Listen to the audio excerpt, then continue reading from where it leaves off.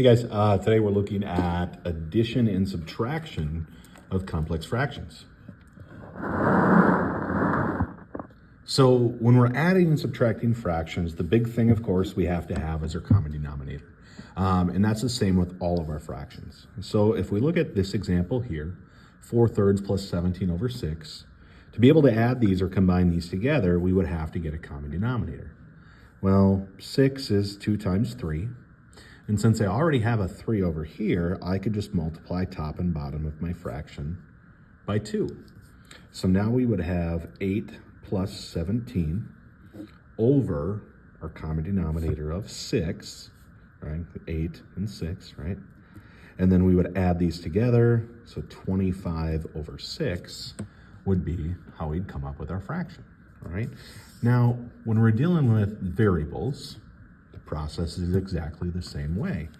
Regardless of what our variables are, if they are the same, we can just combine the tops together over the common denominator. So 3 minus 7 would be negative 4 over 2x. We could take a 2 out of each of those. So negative 2 over x would be our best answer. Okay? All right, looking at this one here. Even though we have pluses and minuses and things like that, the denominators are exactly the same. And since they're exactly the same, we just combine the tops. So 2x minus 1 minus x all over x plus 1. Now if we simplify, 2x minus x would just be 1x minus 1 over x plus 1. And there's our answer. Okay? Addition, subtraction, this one's very similar to the first one that we did. Again, we'd add our tops together over our common denominator. Simplifying, because they both have a 2 in common, we get 5 over x. Okay. Let's go ahead and let's skip down to some that don't have a common denominator. So what do we do when we don't have a common denominator? Well, the easiest way, like we did with trying to cancel things in multiplication and division, is let's try and factor, okay? So 3x to the third, really not gonna factor much, right? And here I have, well, these would have a squared or a 3x squared in common. And if I take a 3x squared out of each of these, what would be left would be 2x plus 1 with the x on top. So all I've done is factor the bottom.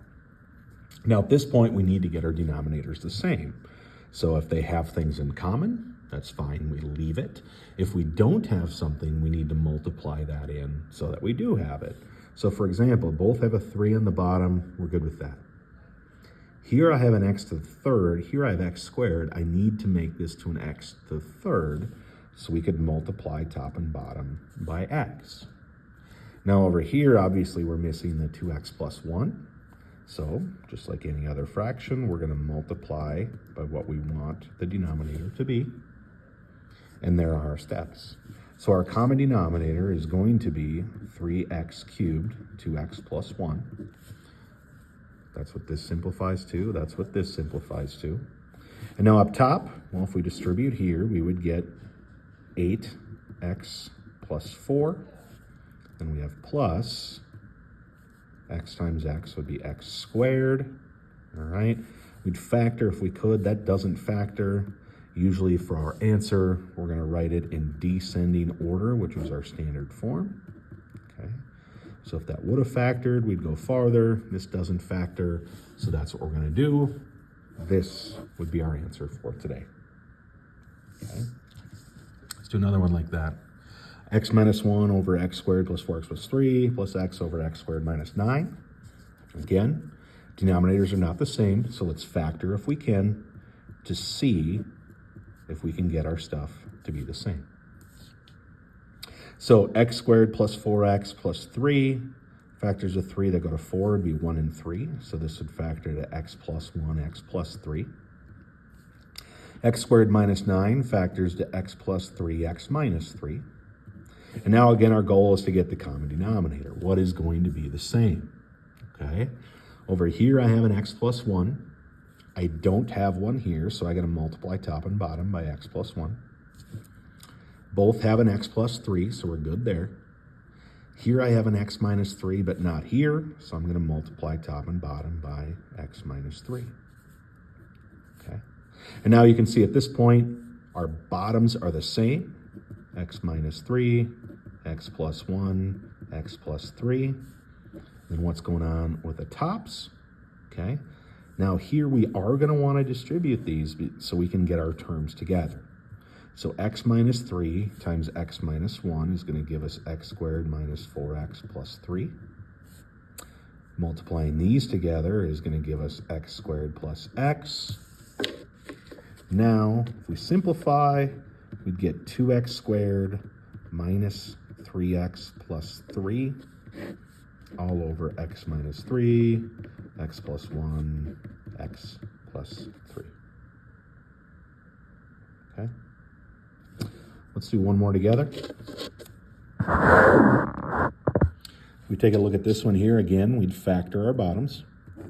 So here we have an x plus 3 times x plus 3, minusing 1 over, well, x squared minus 9 is x plus 3, x minus 3, okay? So they each have one x plus 3. I need to have 2, though. So I'm going to multiply this one, top and bottom, by x plus 3. Here I have an x minus 3. I need that on this side here. Okay? So now let's work with what we have. We're going to have our common denominator, x minus 3, and then I could say x plus 3, or x plus 3 squared. On this side here, that simplifies to x squared minus 2x minus 3. And then we're minusing x plus 3. So minus x minus 3. Now we combine like terms. So we'd have 2x squared, or I'm sorry, x squared minus 3x minus 6 all over x minus 3, x plus 3 squared. Do we have numbers that multiply to negative 6 that add to negative 3? We don't. That doesn't factor. That would be our final solution.